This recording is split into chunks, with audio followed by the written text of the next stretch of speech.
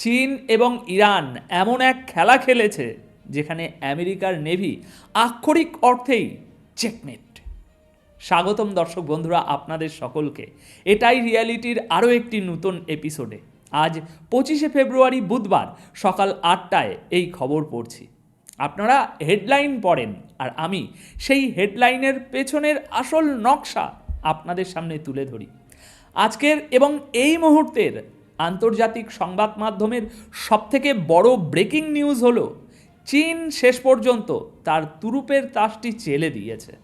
Beijing আজ তেহরানের হাতে এমন এক ব্রহ্মাস্ত্র তুলে দিয়েছে যা তারা আজ পর্যন্ত পৃথিবীর অন্য কোনো দেশকে দেয়নি, যার নাম CM-302 supersonic antiship cruise missile.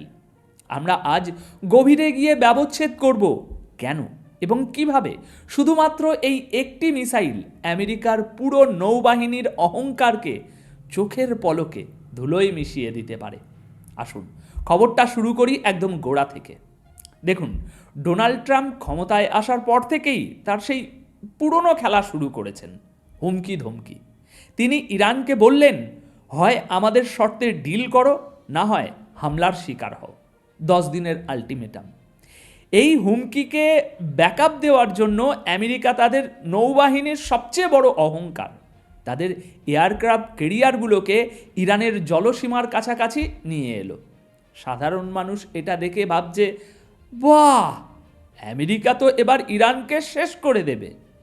কিন্তু পর্দার পেছনের খেলাটা একবার বোঝার চেষ্টা করুন। আমেরিকা যখন এই জাহাজগুলো পাঠাচ্ছিল, ঠিক সেই সময়টাতে একদম নিঃশব্দে চীন এবং ইরানের মধ্যে গত 2 বছর ধরে চলা একটা মেগা ডিফেন্স ডিল তার চূড়ান্ত পর্যায়ে পৌঁছে যায়। রয়টার্সের মতো পশ্চিমা মিডিয়াও এখন স্বীকার করতে বাধ্য হচ্ছে যে চীন ইরানকে CM-302 supersonic antiship cruise missile দিচ্ছে। শুধু মিসাইল নয়, ভারী কার্গো বিমানে করে এইসব অস্ত্র ইতিমধ্যেই ইরানে পৌঁছে যাওয়ার খবরও বাতাসে ভাসছে। এখন আপনারা প্রশ্ন করতে পারেন, ভাই, পৃথিবীতে তো অনেক মিসাইলই আছে, এই CM-302 নিয়ে আমেরিকা আর ইসরায়েল এত ভয় পাচ্ছে কেন? দর্শক, খুব মন দিয়ে শুনবেন এই অংশটা। এই CM-302 কোনো সাধারণ মিসাইল নয়, এটি হলো যে কোনো এয়ারক্রাফট ক্যারিয়ার বা ডেস্ট্রয়ারের জন্য সাক্ষাৎ মৃত্যুদূত। এর রেঞ্জ প্রায় 290 থেকে 300 কিলোমিটার। এর মানে কি জানেন? এর মানে হলো আমেরিকা পারস্য উপসাগরে তাদের যতগুলো যুদ্ধজাহাজ এনেছে তার প্রত্যেকটি এখন ইরানের কিল জোনের ভিতরে লগড। কিন্তু এর সবচেয়ে বড় স্পেশালিটি এর রেঞ্জ নয়, এর স্পেশালিটি হলো এর ওড়ার ধরন এবং গতি। এই মিসাইলটি সুপারসনিক, মানে শব্দের চেয়ে 3.3 গুণ বেশি গতিতে উড়ে যায়। আর সবচেয়ে ভয়ঙ্কর ব্যাপার হলো এটি সি স্কিম টেকনোলজি ব্যবহার করে। মানে এই মিসাইলটি যখন ছোড়া হয় এটি আকাশের অনেক উপর দিয়ে যায় না, এটা সমুদ্রের জলের একদম গা ঘেঁষে সমান্তরালভাবে তীব্র বেগে ছুটে যায়। আর এর ফলাফল কী হয় জানেন? আমেরিকার যুদ্ধজাহাজগুলোতে যে ওই কোটি কোটি ডলারের অত্যাধুনিক র্যাডার সিস্টেম বসানো আছে না, সেই র্যাডার এই মিসাইলকে ধরতেই পারে না। কেন? কারণ র্যাডার ভাবে এটা হয়তো সমুদ্রের কোনো বড় ঢেউ। যখন র্যাডার বুঝতে পারে যে এটা ঢেউ নয়, একটা সুপারসনিক মিসাইল ধেয়ে আসছে, তখন তাদের হাতে আর কোনো সময় থাকে না। চোখের পলকে 2200 কেজি ওজনের এই দানব আমেরিকার যুদ্ধজাহাজকে চিরে 2 টুকরো করে দেবে। আমেরিকা তাদের এই এয়ারক্রাফট ক্যারিয়ারগুলোকে মনে করে ভাসমান দুর্গ, কিন্তু চীনের এই একটি চাল সেই দুর্গগুলোকে ভাসমান টার্গেটে পরিণত করেছে। ট্রাম্প ভেবেছিলেন তিনি জাহাজ পাঠিয়ে ইরানকে ভয় দেখাবেন, কিন্তু উল্টো ইরান এখন হাসছে, কারণ আমেরিকা নিজেদের সবচেয়ে দামি খেলনাগুলো ইরানের মিসাইল রেঞ্জের ভিতরে এনে নিজ হাতে সাজিয়ে দিয়েছে। আচ্ছা, এখন একটা বড় প্রশ্ন আসে, আপনারা কি মনে করেন চীন হঠাৎ করে এমনি ইরানকে এত বড় একটা অস্ত্র দিয়ে দিল? দেখুন, বিশ্ব রাজনীতিতে কেউ কাউকে বিনা স্বার্থে এক গ্লাস জলও দেয় না।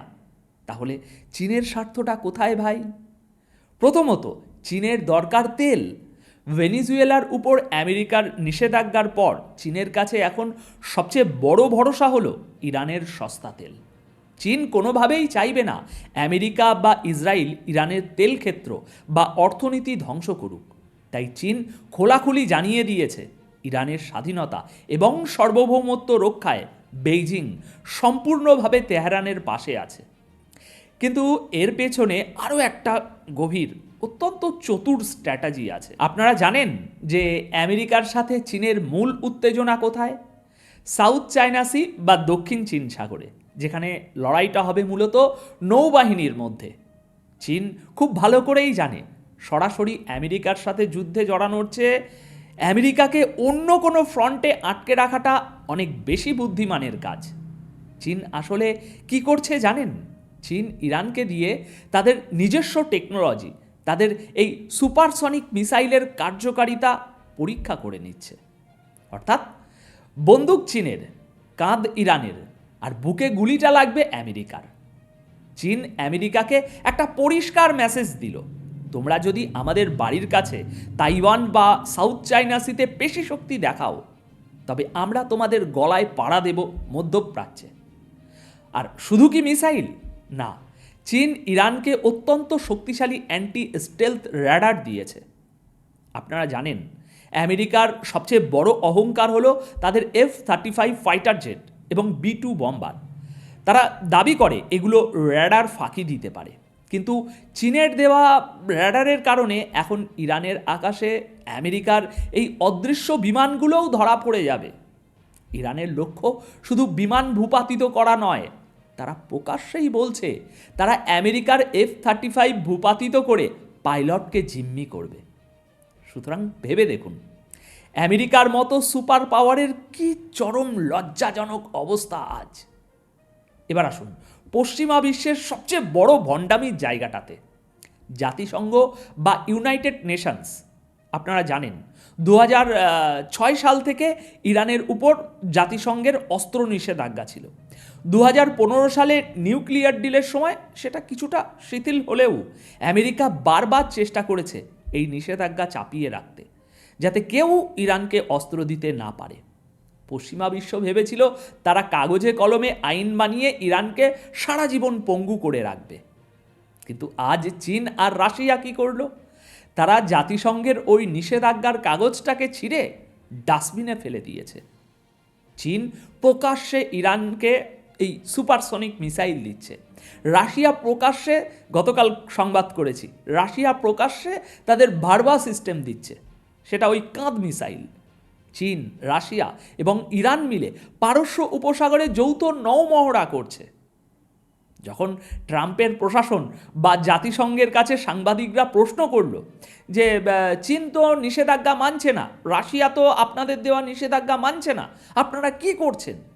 তখন তাদের মুখ দিয়ে কোনো কথা বার হয় না। তারা বলে নো কমেন্টস। এই নো কমেন্টস কথাটার ওজন বুঝতে পারছেন? এর মানে হলো আমেরিকার সেই একক আধিপত্য, তাদের সেই হিপোক্রেসি বা ভণ্ডামির দিন শেষ।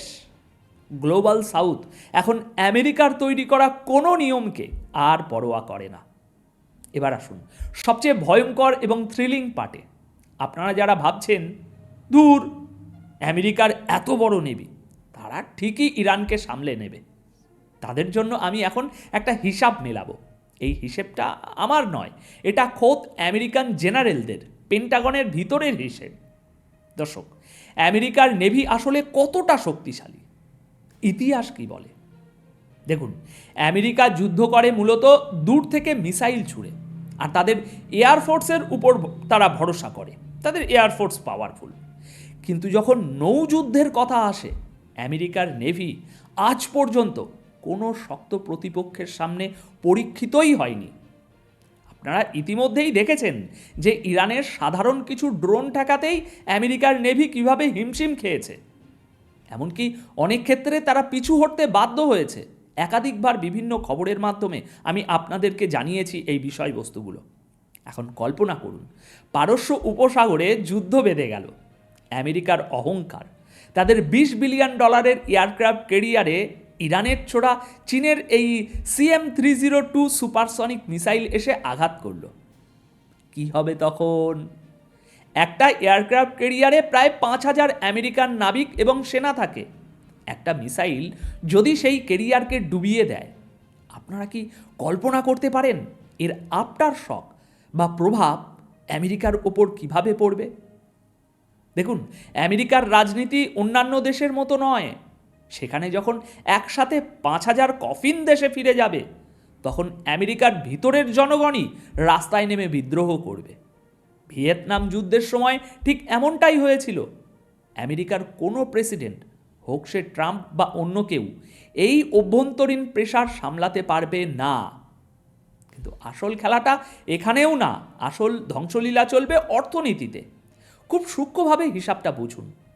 আমেরিকার একটা এয়ারক্রাফট ক্যারিয়ারের দাম প্রায় $20 বিলিয়ন।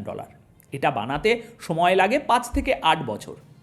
আজ যদি একটা ক্যারিয়ার ডুবে যায় আর আমেরিকা যদি সেটা আবার বানাতে যায়, তাহলে আগামী 8 বছরে সেটার খরচ গিয়ে দাঁড়াবে $40 থেকে $50 বিলিয়ন। আর যেদিন খবর বের হবে যে পারস্য উপসাগরে আমেরিকার এই ক্যারিয়ার ডুবেছে বা ডুবছে এবং তেলের রুট বন্ধ হয়ে গেছে, ঠিক তার পরের কয়েক ঘন্টার মধ্যে কি হবে জানেন? ওয়াল স্ট্রিট বা আমেরিকার স্টক মার্কেট তাসের ঘরের মতো ক্রাশ করবে। তেলের দাম ব্যারেল প্রতি কোথায় গিয়ে ঠেকবে তার কোনো হিসাব নেই। বিশ্বজুড়ে মানুষ আমেরিকান ডলারের উপর থেকে বিশ্বাস হারিয়ে ফেলবে। সবাই দলে দলে সোনা বা বিটকয়েনের দিকে ঝুঁকবে। আমেরিকার ভিতরে হু হু করে বাড়বে মুদ্রাস্ফীতি এবং বেকারত্ব। আর সবচেয়ে বড় ধাক্কাটা খাবে আরবের ওইসব পশ্চিমা ঘেঁষা দেশগুলো, যারা আমেরিকায় বিলিয়ন বা বলতে পারেন ট্রিলিয়ন ডলার ইনভেস্ট করে বসে আছে। পুঁজির কোনো ইমোশন থাকে না। যখন এই বিলিনিয়াররা দেখবে আমেরিকার নিজের অর্থনীতি আজ ধ্বংসের মুখে, তাদের সুপার পাওয়ার ইমেজ ভেঙে চুরমার হয়ে যাচ্ছে, তখন তারা একদিনের নোটিশে আমেরিকা থেকে তাদের সমস্ত ইনভেস্টমেন্ট তুলে নেবে।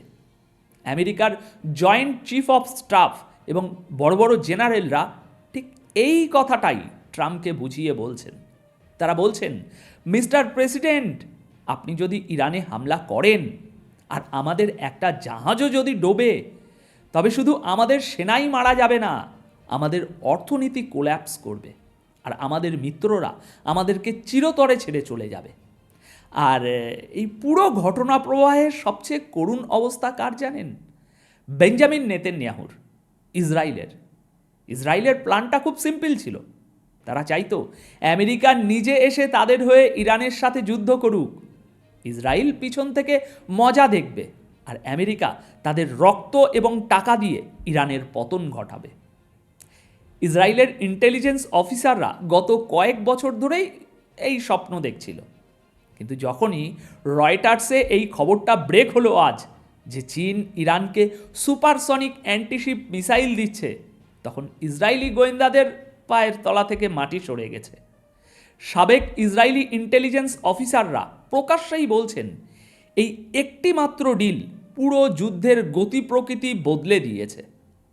কারণ তারা জানে ইরান হয়তো একা আমেরিকার সাথে কনভেনশনাল যুদ্ধে জিততে পারবে না, কিন্তু ইরান এখন আমেরিকাকে এত বড় ড্যামেজ দেওয়ার ক্ষমতা রাখে যে আমেরিকা আর ওই যুদ্ধে জড়ানোর সাহসই করবে না।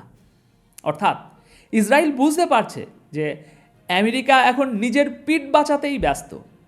তারা ইরানের উপর সরাসরি কোনো আঘাত আনার আগে 100 বার আবারও ভাববে। নেতানিয়াহুর যে স্বপ্ন ছিল আমেরিকার কাঁধে বন্দুক রেখে ইরানকে শেষ করার, চীনের ওই একটা চাল সেই স্বপ্নে আক্ষরিক অর্থেই সমুদ্রের জল ঢেলে দিয়েছে। আমেরিকা ভাবছে তারা তাদের নেভি পাঠিয়ে ইরানকে অবরুদ্ধ করেছে, কিন্তু বাস্তব চিত্রটা হলো আমেরিকা নিজেই এখন একটা গ্লোবাল ফাঁদে অবরুদ্ধ।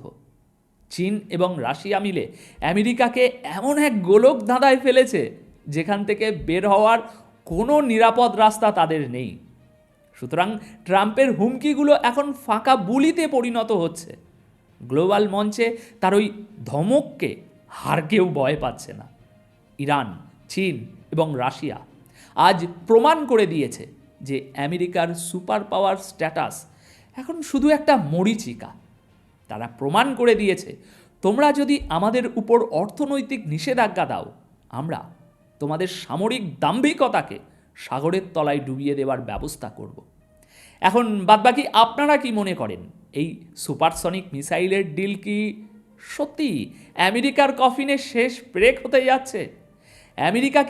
আমেরিকার কি মানে সাহস করবে, নাকি সাহস আছে এই ফাঁদ জেনেও পারস্য উপসাগরে কোনো সামরিক পদক্ষেপ নেওয়ার? নাকি তারা লেজ গুটিয়ে এবার পালাতে বাধ্য হবে? আপনাদের মূল্যবান মতামত আমাকে কমেন্ট সেকশানে জানান। আপাতত এই প্রতিবেদন তাহলে এখানেই শেষ করছি। যদি এই বিশ্লেষণ আপনাদের মনের মতো হয়ে থাকে, তবে ভিডিওটি শেয়ার করে সত্যটা সবার সামনে তুলে ধরুন। দেখা হবে পরবর্তী ভিডিওতে নতুন কোনো ভূ রাজনৈতিক দাবা খেলার বিশ্লেষণ নিয়ে। ততক্ষণ পর্যন্ত চোখ কান খোলা রাখুন আর নিজের ব্রেনকে পশ্চিমা প্রপাগান্ডা থেকে মুক্ত রাখুন। ধন্যবাদ আপনাদের সকলকে।